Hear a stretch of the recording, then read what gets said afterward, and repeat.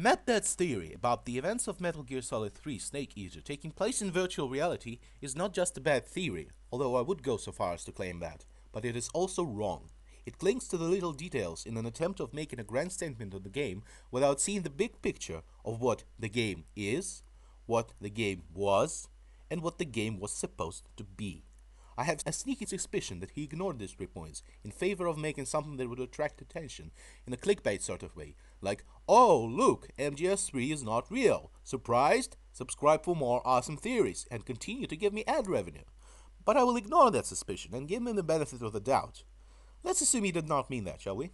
He claims the entire game is actually about Venom Snake from Metal Gear Solid 5. He's a body double of Big Boss, playing a VR simulation of the real events of the Snake Eater and Virtuous missions. In case this doesn't sound like hell of a stretch to you, here are some of the arguments he presents to back this theory up. The historical inaccuracies of an otherwise consistent military setting, like the calorie mate, the boss training at the Kennedy Military Center, and the reference to James Bond's pen gun. All of these things started to exist around the year 1984, where the fifth game was set. Other stuff he mentioned was Snake saying virtual mission and the time paradox screen that happens if you kill Ocelot.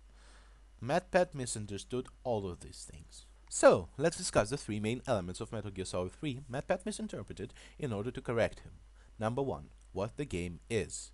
The game is a layered subversive experience, and all of its elements serve the goal of the interplay of the game's layers in a subversive way. In other words, everything in this game has a purpose. MatPat ignores this purpose. I will ask this. Is Metal Gear Solid 3 a serious game, and how seriously should we take what we take out of it? The answer here is not too simple, as it requires something more than just putting a place on a 1 to 100% seriousness grade. Instead of doing that, I will show you this pie. It's a layered pie, meaning that it consists of 3 different parallel elements stacked vertically. Have you guessed it? Yes, the seriousness of an experience called Metal Gear Solid 3 is layered. The top thin layer is a serious military setting that is reinforced with the attention to many period details, like the weapons, the Cold War politics, and some of its events, like the 2 defecting codebreakers. You are not Mario in Crazy Land, you are an operative in the land of the enemy, tasked with a top secret mission, and there is a ticking clock, and you generally do not feel like being noticed by the enemy, or at least I didn't. But then, Kojima, the designer of the game and a lover of subversion, slips the seriousness switch, and from beneath an accurate military setting emerges camp. Hey, What? you're gonna get wet again. Every major enemy has a superpower, like shooting lightning out of tips of their fingers, photosynthesis, optic camo, and controlling bees for Christ's sake. The game deliberately evokes silly campy tone of early spy films, James Bond in particular. When Major Zero talks about the pen gun, it's not about any accuracy of the setting or whatever. It's because Kojima wants to channel James Bond in a form that everybody will recognize. Therefore, the pen gun and not something else, because not everyone is a big James Bond fan enough to remember all sorts of guns Bond uses throughout his movies. Pen gun is just the most recognizable of them. That's it. And the final layer is again seriousness. Beneath a fat-ass layer of campy nonsense lies the heart-wrenching character drama of Snake and the boss painfully adapting to the changing time of the world. This is, to quote Super Bunny Hop's awesome critical close-up of the game, done very straight and done very well. The boss is a truly tragic character whose connection to the dark side of the military politics of the United States needs to be established in a way that everyone can grasp. It's a part of the emotional core of the game. You absolutely have to get this point across to everybody, even if it means doing an anachronism. The guns should be accurate because it's not difficult to make them portrayed accurately, but if given a choice between period accuracy and getting the audience to understand your second main character, you as a competent game designer will choose the emotional impact of knowing the Kennedy Center. It just works better that way. Number 2. What the game was. The game was the third Metal Gear Solid game, right after the genius metagame that was MGS2 Sons of Liberty. Sons of Liberty, however interesting and unique it was, did not sell too well, as it was, among a lot of other things, deliberately designed to mock fans and the notion of playing as the guy, the legendary Solid Snake.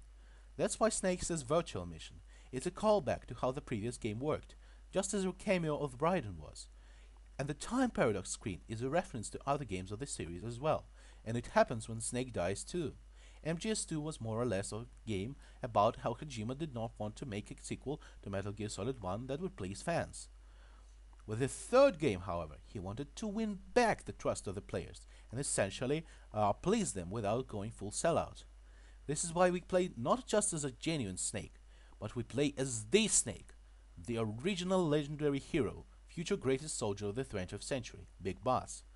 This gets, of course, subverted, but gracefully. You are invited to play as the one, the tragic hero, and you get to experience his fall and when the narrative of the game and its meta-narrative collide to fuse the player with Big Boss and his trauma. There are a lot of little emasculating clues and implications hidden through the game, but you do not notice them because you want to feel good about yourself, playing as the charismatic, larger-than-life hero. But the end does not only destroy Big Boss, it also destroys you as the player, as these clues and implications point that you did not achieve things on your own. Eva even straight up tells you that you couldn't have done so much without her guiding you and being an agent of the keep of the enemy. Just look at this. Is this not comical how Snake rides in the baggage seat of the bike? Does not look too empowering to me. Anyway, Kojima already punched the player once with the game's masterfully crafted ending. There would be no point for him to do so again through the VR simulation engine. That would just diminish the finely-tunedness of how the game works.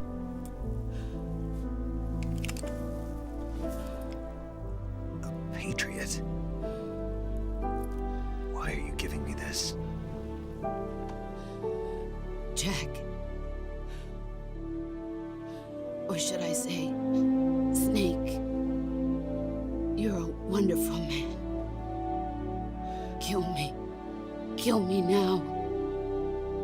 Do it.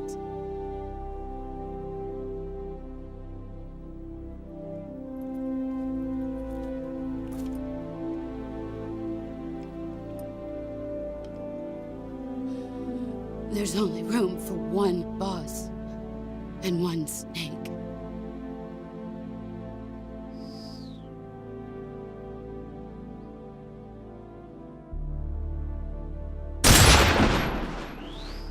Number 3. What the game was supposed to be. It was supposed to be the last game in the franchise, just as most of other Metal Gear games.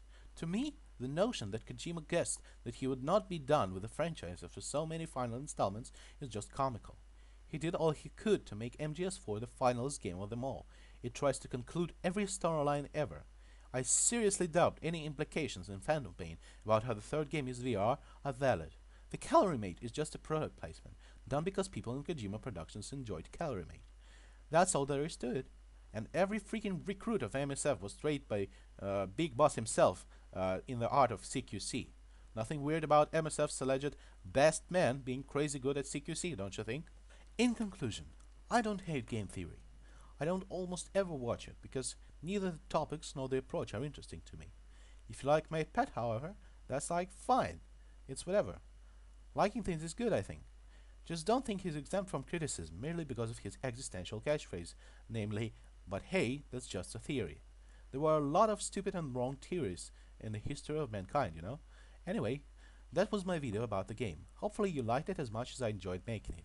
Thanks for watching.